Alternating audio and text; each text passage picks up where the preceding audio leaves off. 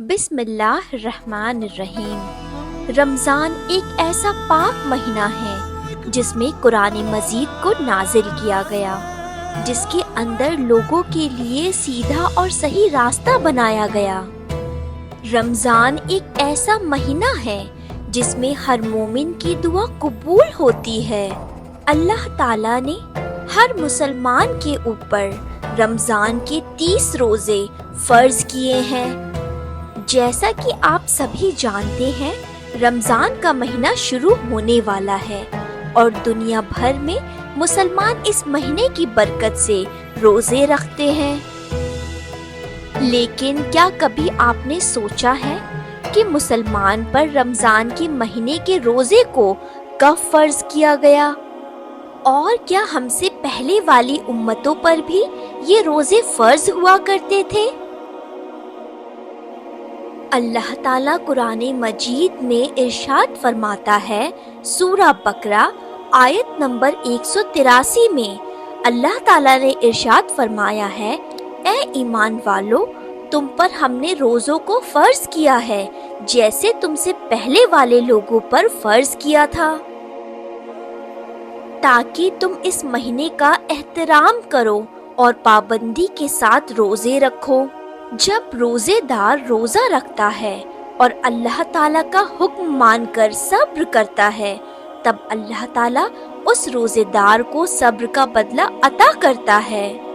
इस महीने की फजीलत से अल्लाह पाक इंसान के रिज़्क में बरकत अता फरमाता है और गरीब से गरीब इंसान को अल्लाह ताला की नेमतें मिलती हैं। हर मुसलमान इस महीने में ख़ास तौर से हर गुनाह से परहेज़ करता है और अल्लाह का हर हुक्म मानता है, जैसा कि सुबह फज्र से लेकर शाम के मगरिब तक वो कुछ खाता पीता नहीं है।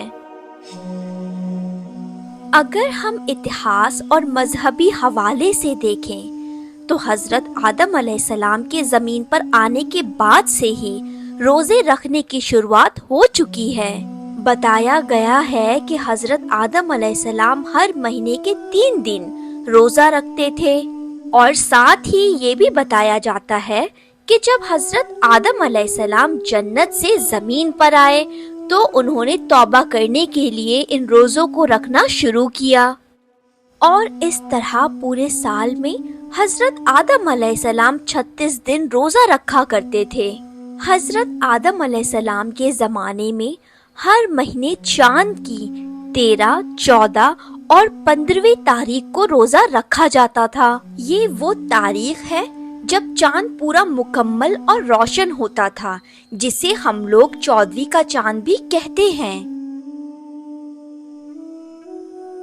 इसके बाद जब हज़रत नूह अलैहिस्सलाम का ज़माना आया तो उन्होंने भी हज़रत आदम अलैहिस्सलाम के ज़माने की तरह ही हर महीने में 3 रोज़े रखे, वो भी इन्हीं 3 तारीखों पर रोज़े रखे। इन रोज़ों को तूफ़ान नूह से बचने पर हज़रत नूह अलैहिस्सलाम ने शुक्र का नाम दिया, लेकिन हज़रत दाऊद अलैहिस्सलाम के रोज़े का तरीका हज़रत आदम अलैहिस्सलाम और हज़रत नूह अलैहिस्सलाम से थोड़ा अलग था। चुनांचे हुजूर सल्लल्लाहु ताला अलैहि वसल्लम के फरमान के मुताबिक वो लोग एक दिन रोज़ा रखते थे और एक दिन इफ्तार करते थे, यानी कि वो पूरे आधे साल तक रोज़ा रखते थे। इसके अलावा हज़रत सुलेमान अलैहिस्सलाम हर महीने में 9 रोज़े रखते थे, और ये रोज़े महीने की शुरुआत में 3 दिन, महीने के बीच में 3 दिन और महीने के आखिर में 3 दिन रखा करते थे।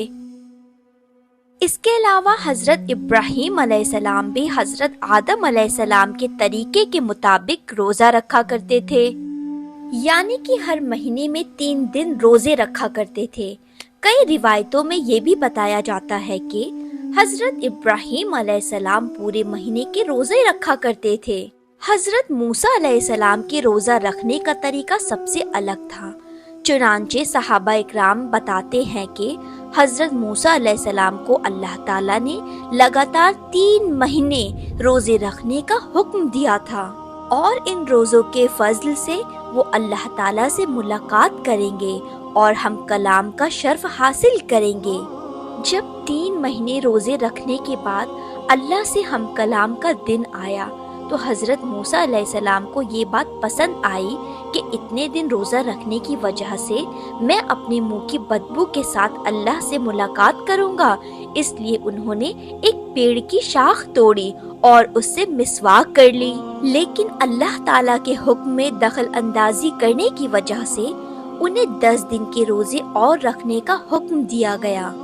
قرآن پاک کے اندر حضرت مریم رضی اللہ تعالی عنہ کے روزے کے بارے میں بھی بتایا گیا ہے۔ حضرت مریم رضی اللہ تعالی عنہ کا روزہ کسی کے ساتھ بات چیت نہ کرنے کا تھا، یعنی کہ خاموشی اختیار کرنے کا روزہ تھا۔ قرآن مجید کی سورہ بقرہ کی آیت نمبر 183 حضرت آدم علیہ السلام سے لے کر تمام انبیاء اور پھر امام الانبیاء محمد مصطفیٰ صلی اللہ تعالی علیہ وسلم تک تمام امت کو جو جوڑ کر رکھتی ہے، جیسے کہ ہر امت کے لیے نماز کا حکم کیا گیا تھا، اسی طرح سے ہر امت پر روزے کو بھی فرض بتایا گیا ہے۔ پچھلی امتوں کے روزے حالاتوں کے مطابق آج کی امت سے الگ تھے، روزوں کی تعداد اور یہ کب کس وقت کس حال میں رکھے جائیں گے، ان سب چیزوں میں آج سے کافی فرق تھا۔ رمضان مبارک کے روزے دوسری امتوں پر فرض نہیں تھے، لیکن حضرت محمد مصطفیٰ صلی اللہ تعالی علیہ وسلم کی امت پر رمضان کے روزے فرض ہوئے۔ رمضان کے روزے ہجرت کے 1.5 سال بعد 10 شعبان المکرمہ سن 2 ہجری کو مدینہ منورہ میں فرض ہوئے۔ اللہ پاک نے فرمایا ہے کہ ماہ رمضان وہ مہینہ ہے جس میں قرآن کو نازل کیا گیا، جو لوگوں کی ہدایت کرنے والا ہے، اور ساتھ ہی فرمایا گیا کہ اگر تم میں سے کوئی بھی شخص اس مہینے کو اپنی زندگی میں پائے، اسے اس برکتی مہینے میں روزے رکھنے چاہیے، اور اگر کوئی شخص بیماری کی حالت میں ہے یا سفر کی حالت میں ہے اور اس کے روزے چھوٹ جاتے ہیں تو وہ بعد میں ان روزوں کو پورا کر سکتا ہے۔ اللہ پاک نے ہمیں ہر چیز میں آسانی دی ہے، اس کا ارادہ ہمارے ساتھ آسانی برتنے کا ہے، سختی کا نہیں۔ ہمیں اس مہینے میں روزے رکھنے چاہیے، اور اگر کبھی کوئی روزہ کسی وجہ سے چھوٹ جاتا ہے تو ہمیں بعد میں پورا کر لینا چاہیے۔ ہمیں اللہ کی اس ہدایت کا شکر ادا کرنا چاہیے۔ اور اسی کے ساتھ آپ یہ بھی جان لیں کہ حضور صلی اللہ تعالی علیہ وسلم کی امت سے پہلے یہود و نصارہ 10 محرم یعنی یوم عاشورہ کا روزہ بڑے ہی احترام کے ساتھ رکھا کرتے تھے۔ اسی طرح ہر مہینے کی 13ویں، 14ویں اور 15ویں چاند کی تاریخ کو امتوں نے روزے کو بہت ہی احترام کے ساتھ رکھا۔ چنانچہ حضور صلی اللہ تعالی علیہ وسلم نے پوچھا کہ تم 10 محرم کا روزہ کیوں رکھتے ہو؟ تو انہوں نے جواب دیا کہ اس دن ہمارے رب نے ہمیں فرعون سے نجات دلائی تھی، اسی دن ہمارے رب نے سمندر سے راستے نکال کر ہمیں دریائے نیل سے پار کرایا تھا۔ چنانچہ ہم اپنے رب کا شکر ادا کرنے کے لیے اس دن روزہ رکھتے ہیں۔ اس پر حضور صلی اللہ تعالی علیہ وسلم نے ارشاد فرمایا، اس بات کے تو ہم تم سے زیادہ حقدار ہیں، لہٰذا تب مسلمانوں کو حکم دیا گیا کہ تم بھی محرم کے مہینے میں روزہ رکھا کرو۔ یہودی 1 روزہ رکھتے ہیں تو تم 2 رکھا کرو، ایک 9 تاریخ کو اور ایک 10 تاریخ کو۔ اس کے بعد جب کچھ وقت گزرا تو 3 روزے ہر مہینے رکھنے کے لیے کہا گیا، جو کہ چاند کی 13ویں، 14ویں اور 15ویں تاریخ تھی۔